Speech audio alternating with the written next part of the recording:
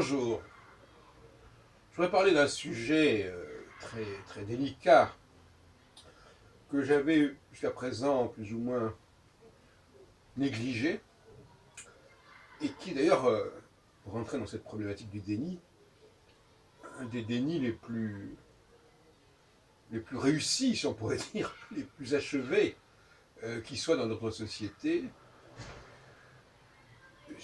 qui relève presque du tabou, de sorte, c'est la question de l'âge des femmes. Et pourtant,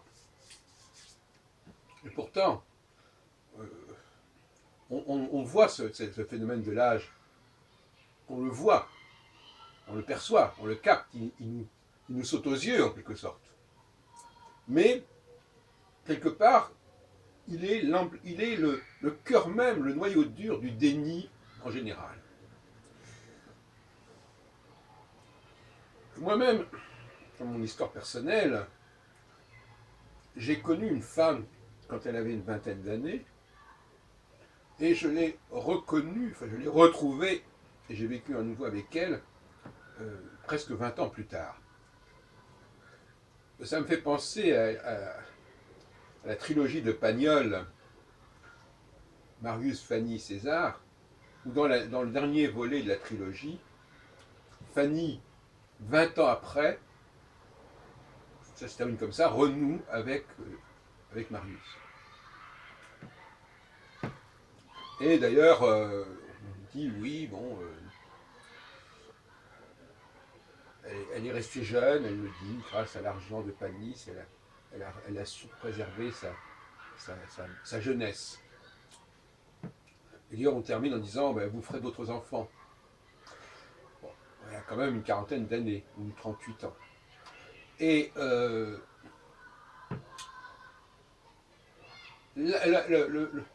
fait que l'âge, que le temps passe, c'est une question extrêmement grave pour les femmes. On le voit aussi d'ailleurs sur les écrans de cinéma, où, en France en tout cas, beaucoup d'histoires mettent en scène des femmes jeunes, des femmes relativement jeunes, et ça n'est pas innocent, même quand leurs partenaires sont plus âgés. D'une façon plus générale, d'ailleurs, il y a cette notion de virginité, qui est une valeur très importante, qui a d'ailleurs donné naissance à la Vierge Marie dans le christianisme, dans l'imagerie chrétienne. Et il y avait aussi cette idée d'épouser une femme vierge. Une femme vierge, elle a une potentialité extraordinaire. Vierge non seulement au niveau sexuel, mais vierge sur le plan intellectuel. Elle est capable d'absorber, elle est capable de véhiculer, de transmettre avec une impulsion, avec une énergie remarquable, des idées nouvelles, des idées de son temps. Mais le temps passant, 20 ans, 30 ans plus tard, qu'est-ce qu'elle est? Elle continue à fonctionner sur des programmes qu'elle a reçus dans sa jeunesse et qui n'ont pas bougé finalement parce que ça s'est cristallisé en elle. Tout comme une femme fait des enfants, bon, ben, ces enfants, ils vont grandir, bien sûr, mais finalement, ils vont rester sur les bases qui sont celles sur lesquelles ils sont nés. Je fréquente beaucoup de milieux où il y a une moyenne d'âge importante des femmes, que ce soit dans les milieux religieux, judaïques, notamment les milieux libéraux, que ce soit dans les milieux astrologiques, on est impressionné, c'était déjà vrai il y a une dizaine d'années ou une quinzaine d'années, mais ça ne s'est pas arrangé depuis, on est impressionné par la moyenne d'âge des personnes qui s'y trouvent. D'autant plus que les femmes ont une longévité remarquable. Le nombre d'octogénaires qui gravitent dans les milieux religieux libéraux est assez saisissant. Et il y a parfois des tables qui réunissent essentiellement des octogénaires. Ça pose des problèmes quand même. Et surtout, ça pose des problèmes d'incompatibilité d'une certaine manière avec les éléments masculins. Alors les éléments masculins, eux, vous me direz, mais alors eux aussi ils vieillissent. Ils vieillissent aussi. Ils vieillissent physiquement, certes, en tout cas au niveau visuel, mais au niveau de leur potentialité, enfin on sait très bien que l'homme ne connaît pas de ménopause, qu'il est capable de procréer comme le faisait Victor Hugo en son temps, jusqu'à la fin de sa vie, même jusqu'à 80 ans. Et notamment, on sait très bien aussi que dans le domaine de la recherche, de la création, que ce soit au niveau de la peinture, comme Pablo Picasso, ou dans le domaine de la recherche scientifique, l'âge n'a jamais fait problème. Donc, il y a une inégalité de facto en changeant de l'âge qui n'est absolument pas abordée. Et d'ailleurs, l'autre jour, je faisais une formulation un petit peu humoristique en disant vous n'allez quand même pas me dire qu'on va payer de la même façon une hôtesse de 20 ans et une hôtesse de 70 ans pour faire le même travail, c'est-à-dire pour être à l'accueil, etc. Donc cette idée d'égalité des salaires pour soi-disant le même travail, c'est une fiction. Parce que ce n'est pas le même travail, justement. Même si en apparence, il y a les mêmes éléments qui interviennent, il y a quelque chose en plus qui fait toute la différence, tout comme, je ne sais pas, quand on va au restaurant, on ne paye pas le même prix selon que le produit ait été préparé d'une manière ou d'une autre, par qui, par celui-ci ou par celui-là. Donc ne parlons pas du même travail, du même produit, parce que c'est extrêmement réducteur et c'est tout à fait insuffisant. Alors, si on veut réfléchir sur le XXIe siècle et sa capacité à ne pas tomber dans les travers des siècles précédents, il va devenir urgent de repenser, de penser la question de la femme âgée, et en tout cas de la femme ménopausée, mais l'âge intervient très très rapidement en fait. On peut même dire qu'à 30 ans déjà, il y a un certain nombre de femmes qui sont déjà complètement programmées, profilées dans leur mode de connaissance, dans leur mode de communication, et qui sont d'une certaine façon irrécupérables pour autre chose que ce pourquoi elles ont été formées, bien entendu. Parce que la notion de formation elle-même est une notion extrêmement ambivalente et ambiguë. Parce qu'une fois qu'on a été formé, alors on a été formé. Et donc on ne peut plus être formé. On a pris cette forme, n'est-ce pas? Donc les gens qui parlent de formation, est-ce qu'ils savent vraiment ce qu'ils disent? On peut se poser la question. Le mot formation comporte ses propres contradictions en lui-même.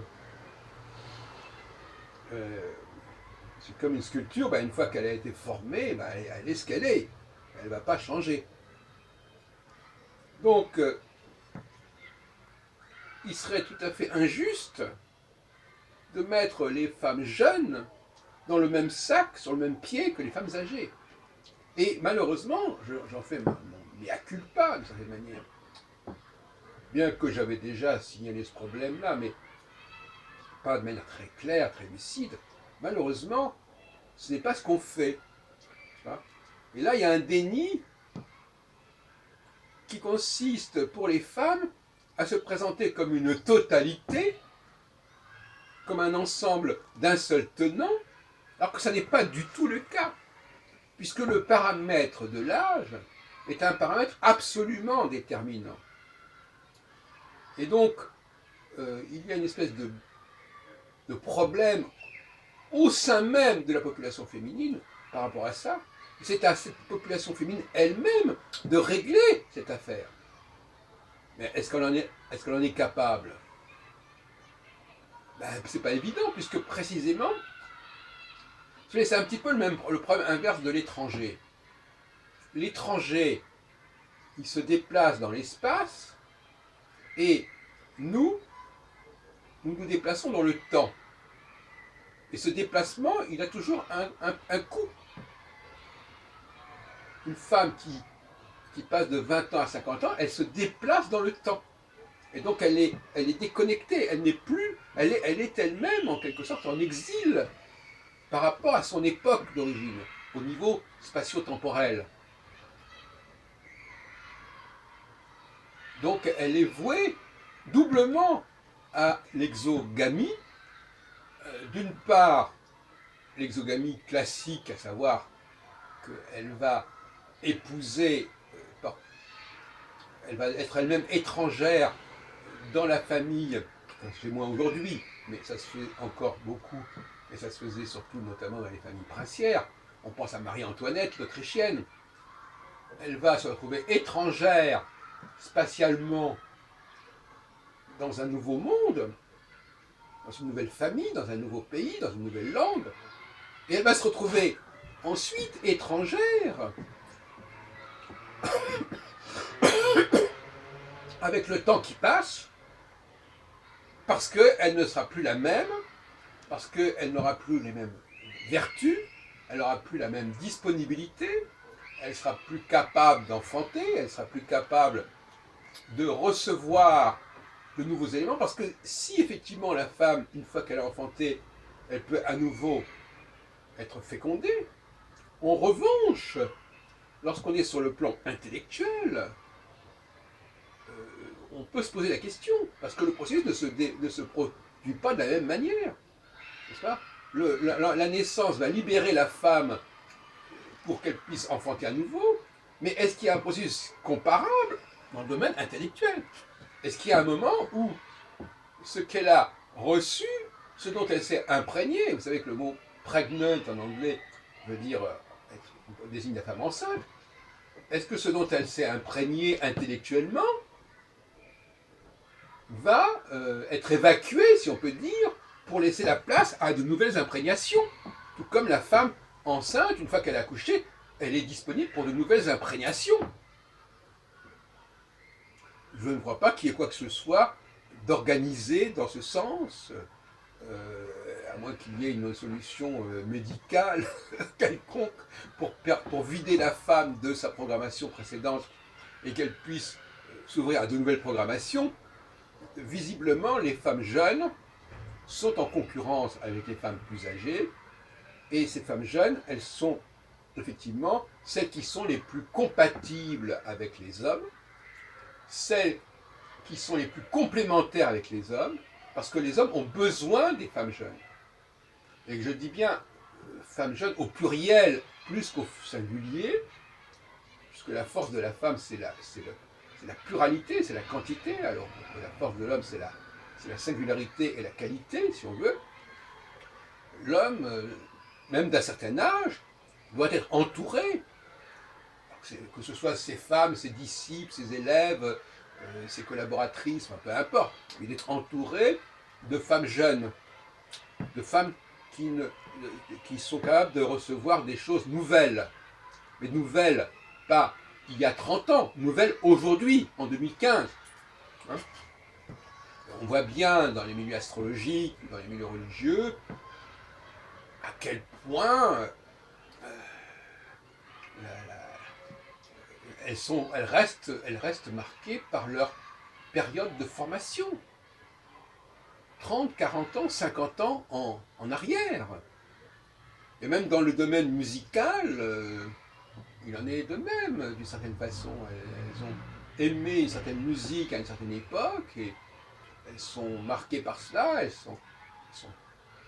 ont un bagage par rapport à ça, et elles ne sont pas disponibles, elles ne sont pas réceptrices véritablement pour des musiques pour lesquelles elles n'ont pas été éveillées quand elles étaient jeunes. Voilà, donc c'est un souci, je dois reconnaître,